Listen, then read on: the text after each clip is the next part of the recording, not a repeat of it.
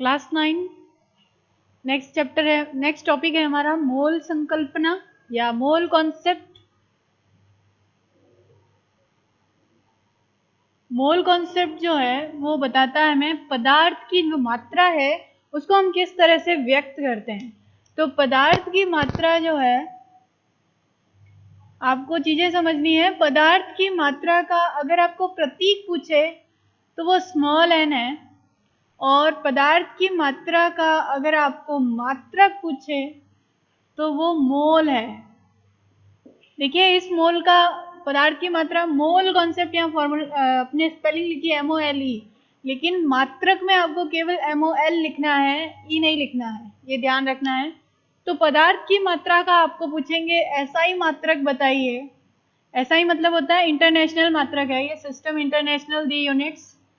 तो यहाँ पर जो SI मात्रक है वो क्या है, MOL यानी कि मोल है। प्रतीक पूछ ले तो स्मॉल n से रिप्रेजेंट करते हैं। जैसे हम वेग जो है इसको हम v से रिप्रेजेंट करते हैं, उसी तरह से पदार्थ की मात्रा को हम किससे रिप्रेजेंट करते हैं, स्मॉल n से रिप्रेजेंट करते हैं, यानी कि प्रदर्शित करते हैं। यहाँ पर आपको एक चीज समझनी है, मोलर द्रव्यमान। मोल कॉन्सेप्ट में आपको एक चीज समझनी है, मोलर द्रव्यमान क्या होता है। तो इससे पहले हमने पढ़ा है कि आणविक द्रव्यमान कैसे निकालते हैं। ये हमने पढ़ा है कि आणविक द्रव्यमान किस तरह से निकाला जाता है। आणविक द्रव्यमान, जैसे मैं एक एग्जांपल देके आपको याद दिला दूं, H2O का आणविक द्रव्यमान अगर हम निकालें तो हम किस तरह से निकालते हैं कि एक हाइड्रोजन का, उसके अंदर जितने भी परमाणु हैं उनके परमाणु द्रव्यमानों का हम क्या करते हैं, योग करते हैं, तो उसे हम क्या कहते हैं, आणविक द्रव्यमान। तो यहाँ पर 2 प्लस क्या हो गया 16 इज इक्वल टू 18 यूनिफाइड। यहाँ देखिए आणविक द्रव्यमान को आपने इस तरह से निकाला, और आणविक द्रव्यमान का मात्रक क्या है, यूनिफाइड है। आप मोलर द्रव्यमान को भी सेम तरीके से ही निकालते हैं। H2O का अगर आप मोलर द्रव्यमान निकालें तो वो भी 2 प्लस 16 इज इक्वल टू 18 होगा, लेकिन यहाँ मात्रक चेंज हो जाएगा। आणविक द्रव्यमान का मात्रक क्या है, यूनिफाइड। या अगर आपको किसी परमाणु का द्रव्यमान पूछ ले, सपोज कि परमाणु द्रव्यमान बताइए आप ऑक्सीजन का, तो एक ऑक्सीजन का परमाणु का द्रव्यमान कितना है, 16, और परमाणु द्रव्यमान का मात्रक भी क्या होता है, यूनिफाइड। लेकिन अगर आपको कहे कि H2O का मोलर द्रव्यमान बताइए तो वो होगा 18 ग्राम। अब आपको समझ में आ गया होगा कि आणविक द्रव्यमान, परमाणु द्रव्यमान और मोलर द्रव्यमान में क्या डिफरेंस है। दोनों एक ही तरीके से निकाले जाते हैं, लेकिन आणविक द्रव्यमान का मात्रक यूनिफाइड होता है, जबकि मोलर द्रव्यमान का मात्रक ग्राम होता है। ठीक है, बस तरीका सेम है लेकिन मात्रक अलग अलग हैं। तो फिर आप मोलर द्रव्यमान की डेफिनेशन क्या लिखेंगे, किसी भी पदार्थ का ग्राम में व्यक्त द्रव्यमान उसका क्या कहलाता है, मोलर द्रव्यमान कहलाता है। यहाँ पर देखिए आपको एक और चीज समझनी है। सपोज आपको बोले 1 मोल आपके पास H2O है और आपके पास 1 यूनिफाइड H2O है। इस तरह से आपको बोलेंगे, सपोज कि आपके पास 18 यूनिफाइड H2O है और आपके पास 18 ग्राम क्या है, H2O। अब आपको अगर कभी भी पूछे कि कणों की संख्या बताओ, यानी कि अगर ये अणु है तो इसमें 18 यूनिफाइड H2O में कितने अणु हैं, अगर ये पूछे आपको, तो याद रखिए अगर यूनिफाइड लिखा हुआ है मतलब आणविक द्रव्यमान लिखा हुआ है, यानी कि एक अणु का द्रव्यमान लिखा हुआ है, तो ये 18 यूनिफाइड H2O में H2O के एक अणु होगा। कितना अणु होगा, एक अणु होगा। लेकिन अगर आपको 18 ग्राम H2O में अणुओं की संख्या पूछे तो वो हमेशा 1 मोल के इक्वल होती है। किसके इक्वल होती है, 1 मोल के इक्वल होती है। और आपको याद रखना है कि 1 मोल हमेशा इक्वल होता है 6.023 मल्टीप्लाई बाय 10 टू पावर 23 के, यानी कि 18 ग्राम H2O में कितने H2O होंगे, इतने H2O होंगे। कितने होंगे, 6.023 multiply by 10 to power 23 H2O होंगे।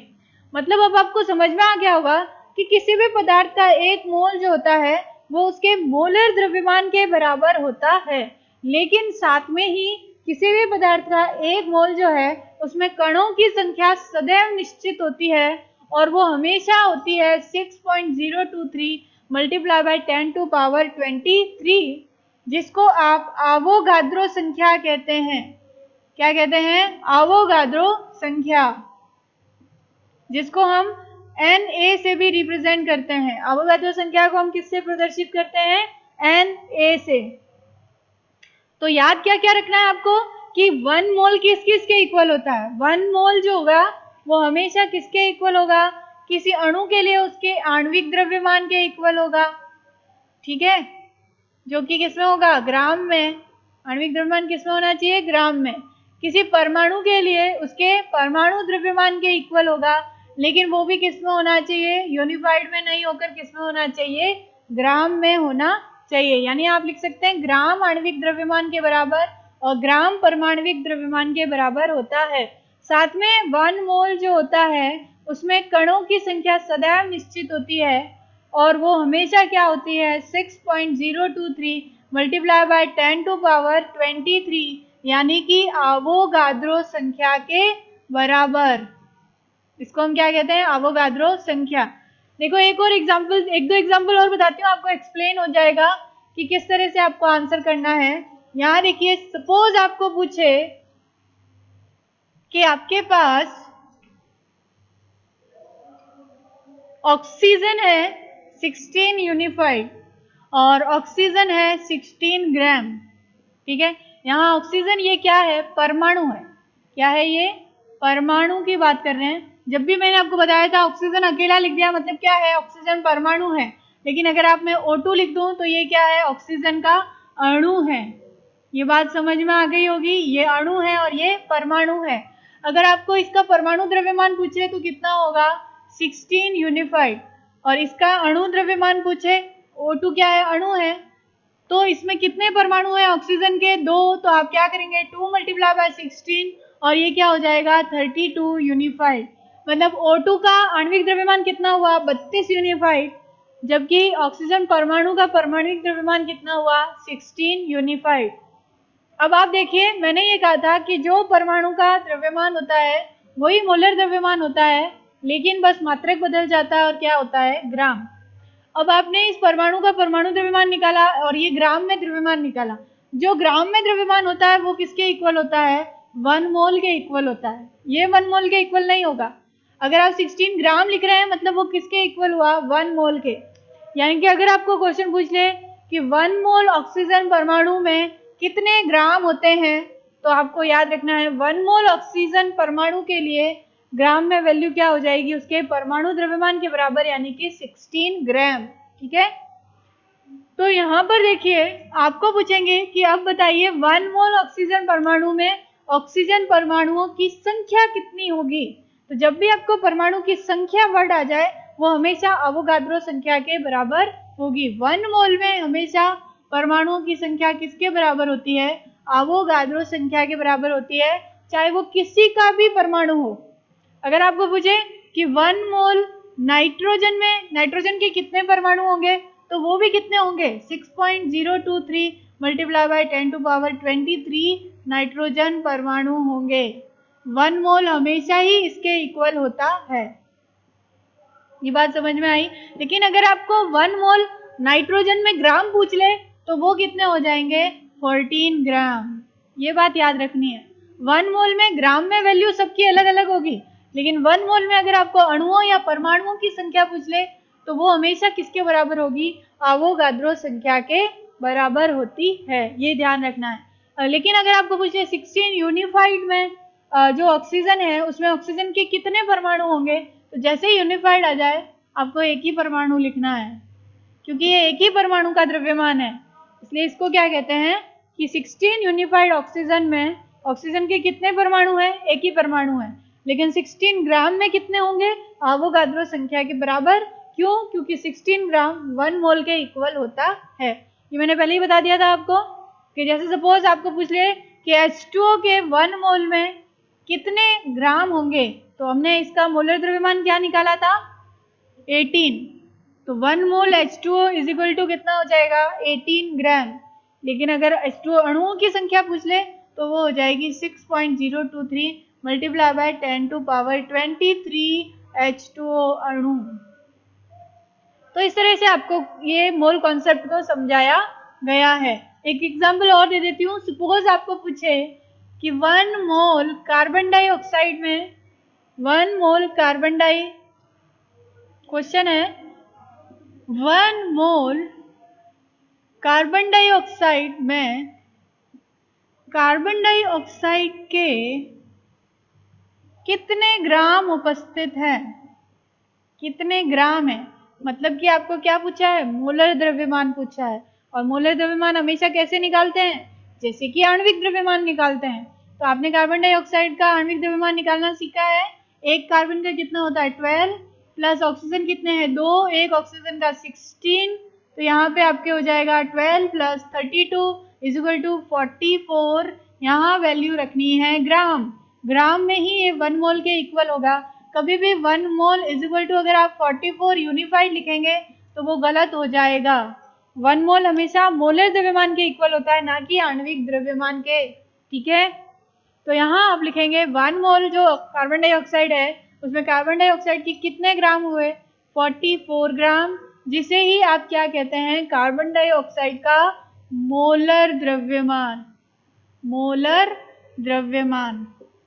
ठीक है, तो इस तरह से आप मोल कॉन्सेप्ट को एक्सप्लेन कर सकते हैं।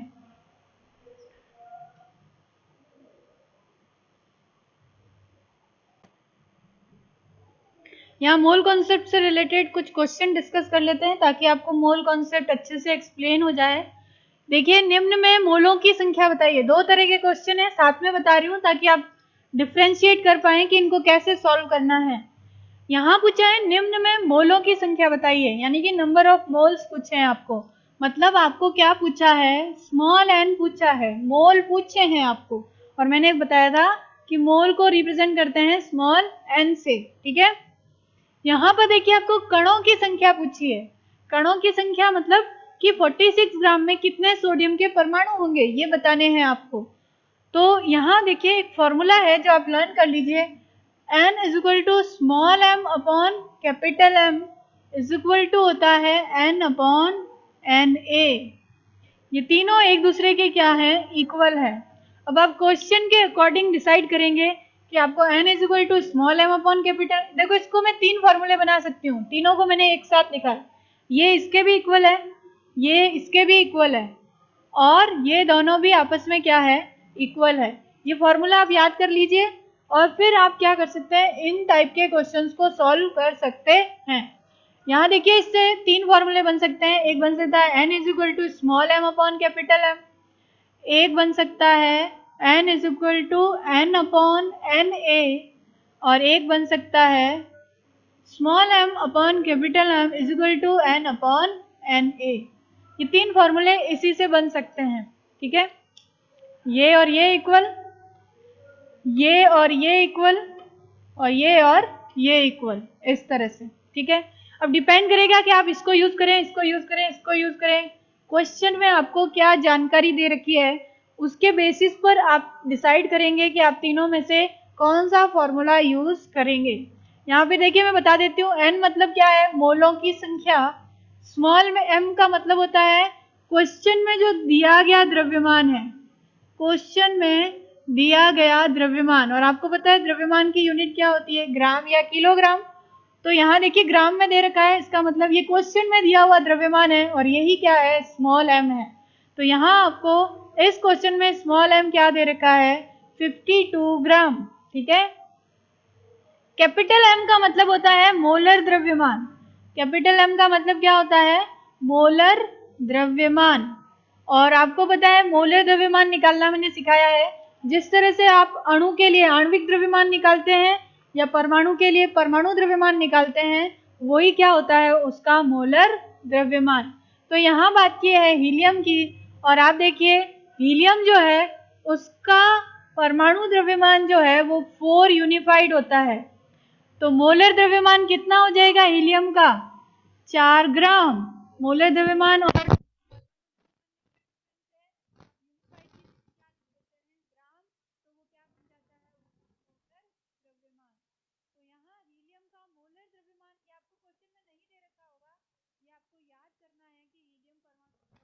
और है।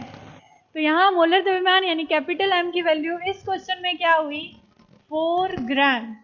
ठीक है, अब देखिए आपको स्मॉल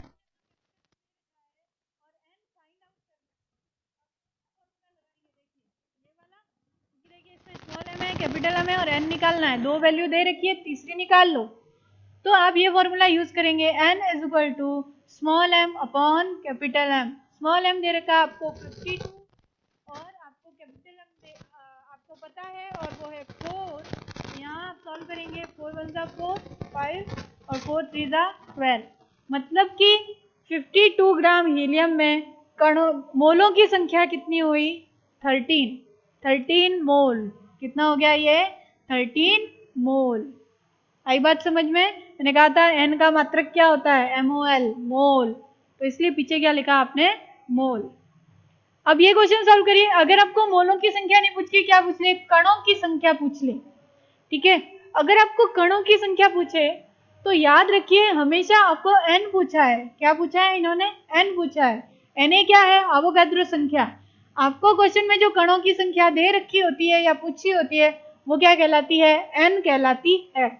तो आपको पूछा है एन यानी कि कणों की संख्या। एन आपको पता है और वो होता है अवोगाद्रो संख्या, जिसकी वैल्यू आपको याद रखनी है 6.023 मल्टीप्लाई बाय 10 टू पावर 23। अब इसके अलावा आपको दे रखा है क्वेश्चन में दिया गया द्रव्यमान, जिसको हम क्या कहते हैं, स्मॉल एम, और वो दे रखा है 46 ग्राम। आप कैपिटल एम निकाल सकते हैं। सोडियम परमाणु के लिए मोलर द्रव्यमान आपको पता है, सोडियम परमाणु का द्रव्यमान जो है वो होता है 23 यूनिफाइड। ये मैंने लिखवाया है आपको नोट्स में। सोडियम का कितना होता है, 23 यूनिफाइड। तो फिर मोलर द्रव्यमान कितना हो जाएगा, 23 ग्राम। ठीक है, अब देखो आप कौन सा फॉर्मूला यूज करोगे तो आपके पास एन आएगा। ये देखो ये वाला, इसको यूज नहीं कर सकते क्योंकि आपके पास स्मॉल एन नहीं दे रखा है। तो अब आप देखिए किस फॉर्मूले को यूज करेंगे, इस थर्ड वाले को। तो यहाँ देखिए स्मॉल आपके पास है, तो मैं इस तरह से लिख रही हूँ, लेफ्ट साइड में एन लिख रही हूँ क्योंकि मेरे को एन चाहिए। तो N upon N A is equal to क्या हो जाएगा, small M upon capital M. ये फॉर्मूला यूज किया है मैंने, केवल लेफ्ट साइड को राइट में लिख दिया, राइट को लेफ्ट में लिख दिया है। यहाँ मुझे एन पूछा है तो मैं एन ए को उधर ले जाऊँ, तो एन इज इक्वल टू हो जाएगा small M upon capital M multiply by N A. कणों की संख्या एन इज इक्वल टू क्या है, कणों की संख्या।